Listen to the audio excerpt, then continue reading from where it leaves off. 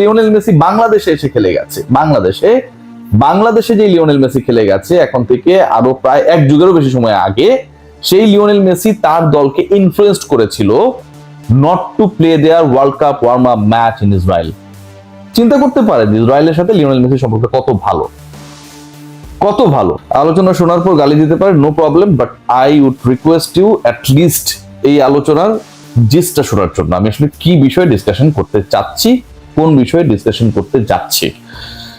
Messi যদি কোন একজন পার্টিকুলার ফুটবলারের গোড়ালিও ভেঙে দিতেন, তারপরেও রেফারি সেটা চোখে দেখতেন না।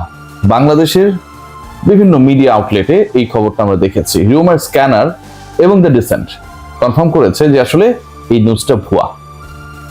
দিনের আলোয় ডাকাতি করা হয়েছে এবং সেই ডাকাতিটা হয়েছে মিশরের এগেনস্টে আর্জেন্টিনার 3-2 ম্যাচে, যেই ম্যাচটায় জয় পেয়েছিল। এই দাবি করেছেন হোসে মরিনিও এবং সেটা সব জায়গায় এমন ভাবে ছড়িয়ে গেছে যে আসলে মরিনিও শেষ পর্যন্ত বিব্রতকর একটা সিচুয়েশনে পড়েছে।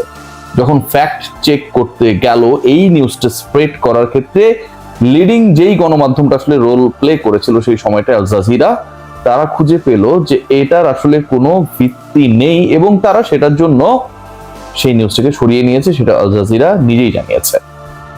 এই মুহূর্তের ডিসকাশন, লিওনেল মেসি আর্জেন্টিনার সাথে ইসরায়েলি সখ্যতা, গণহত্যা, বর্বর যে কর্মকাণ্ডগুলো ওই ভূমিতে হচ্ছে এগেইনস্ট দ্য প্যালেস্টাইনস, সেখানটায় লিওনেল মেসিরা সমর্থন দিয়ে যাচ্ছেন এবং এই দলকে সাপোর্ট করার কোনো কারণ নেই।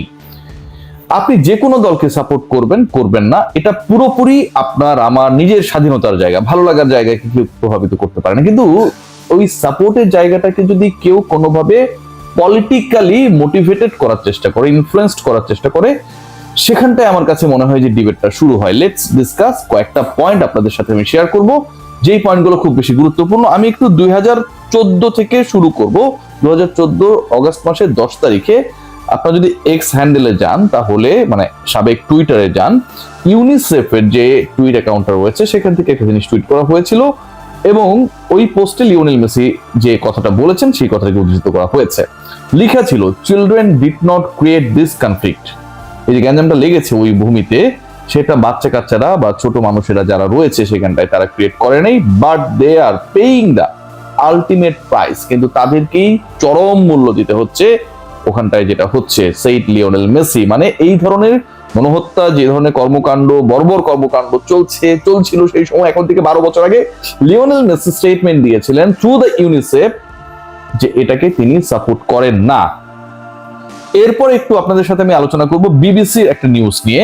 মানে এই আলোচনাগুলো করা দরকার আমার কাছে মনে হয়। ব্যাকগ্রাউন্ড চেক না করে আসলে আমরা অনেকেই এর কথা ওর কথা এবং কিছু ফেক নিউজের উপর ডিপেন্ড করে কাকে সাপোর্ট করব না সেই রকম ডিসিশন মেক করছি।